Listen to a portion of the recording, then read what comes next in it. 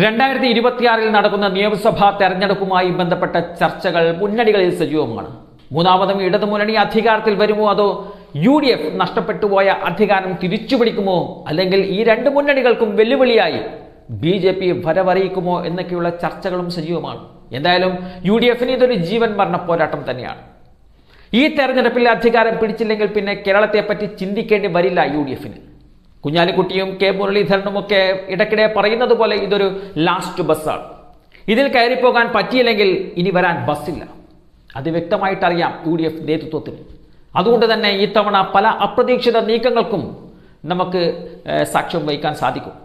പല സീറ്റുകളിലും ജയസാധ്യത കണക്കിലെടുത്ത് പരസ്പരം വെച്ചുമാറുന്നതിലേക്ക് വരെ UDF നേതൃത്വം എത്തിയേക്കുമെന്നതാണ് സൂചനകൾ. അത്തരത്തിൽ ഒരു മണ്ഡലമാണ് തൃശൂർ ലോക്സഭാ മണ്ഡലത്തിന് കീഴിൽ വരുന്ന ഗുരുവായൂർ നിയമസഭാ മണ്ഡലം. കാലങ്ങളായി മുസ്ലിം ലീഗ് മത്സരിക്കുന്ന ഒരു മണ്ഡലമാണ് ഗുരുവായൂർ. 1960 കോൺഗ്രസ് ഇവിടെ മത്സരിച്ചത്. അന്ന് കോൺഗ്രസിന് വേണ്ടി KG കരുണാകരൻ മേനോൻ മത്സരിച്ച് വിജയിച്ചിരുന്നു. പിന്നീട് 1967 മുതൽ മുസ്ലിം ലീഗാണ് ഇവിടെ UDF സ്ഥാനാർത്ഥിയാകാറുള്ളത്. എന്നാൽ കഴിഞ്ഞ 20 വർഷക്കാലമായി ലീഗിന് ഗുരുവായൂർ മണ്ഡലത്തിൽ വിജയിക്കാൻ സാധിക്കുന്നില്ല.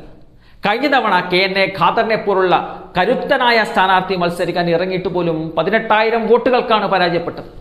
അതുകൊണ്ട് തന്നെ ഈ സീറ്റിൽ കാര്യമായ ചലനങ്ങൾ സൃഷ്ടിക്കുവാൻ ലീഗിന് സാധിക്കില്ല. അതോടെയാണ് സീറ്റ് വെച്ചുമാറുവാനുള്ള ചില സാധ്യതകളിലേക്ക് കടക്കുന്നത്. പക്ഷേ ലീഗ് മുന്നോട്ട് വെക്കുന്ന ഒരു കാര്യം, K മുരളീധരൻ ഗുരുവായൂരിൽ മത്സരിക്കാൻ ഇറങ്ങിയാൽ 2 കൈയും നീട്ടി സ്വീകരിക്കൂ എന്നുള്ളതാണ്.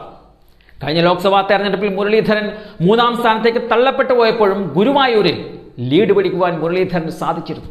7000-ൽ പരം വോട്ടിന്റെ ഭൂരിപക്ഷം മുരളീധരന് ഗുരുവായൂർ നൽകിയിട്ടുണ്ട്. അതുകൊണ്ട് തന്നെ മുരളീധരൻ ഗുരുവായൂരിൽ മത്സരിക്കാൻ ഇറങ്ങിയാൽ ആ മണ്ഡലം UDFന് പിടിച്ചെടുക്കാൻ സാധിക്കുമെന്നതാണ് കണക്കുകൂട്ടൽ. ഗുരുവായൂരിൽ ചിലപ്പോൾ മത്സരിക്കാൻ സാധ്യതയുണ്ട് എന്നുള്ള കാര്യം തുറന്നു പറഞ്ഞിരിക്കുന്നത് K മുരളീധരൻ തന്നെയാണ്. വട്ടിയൂർക്കാവിലാണ് താൻ പ്രവർത്തിക്കുന്നതെങ്കിൽ പോലും എവിടെ മത്സരിക്കുമെന്നുള്ള കാര്യത്തെക്കുറിച്ച് ചിന്തിച്ചിട്ട് പോലുമില്ല എന്നൊക്കെ മുരളീധരൻ പറയുന്നുണ്ട്. അതൊക്കെ പാർട്ടി തീരുമാനിക്കുമെന്നാണ് അദ്ദേഹം പറഞ്ഞിരിക്കുന്നത്. മാത്രമല്ല ഗുരുവായൂരിനോട് പ്രത്യേക സ്നേഹമുണ്ടെന്നും സീറ്റുകൾ വെച്ചുമാറുന്ന കാര്യത്തിൽ നിലവിൽ തീരുമാനങ്ങൾ നേതൃത്വം എടുത്തിട്ടില്ലെന്നും മുരളീധരൻ പറയുന്നുണ്ട്.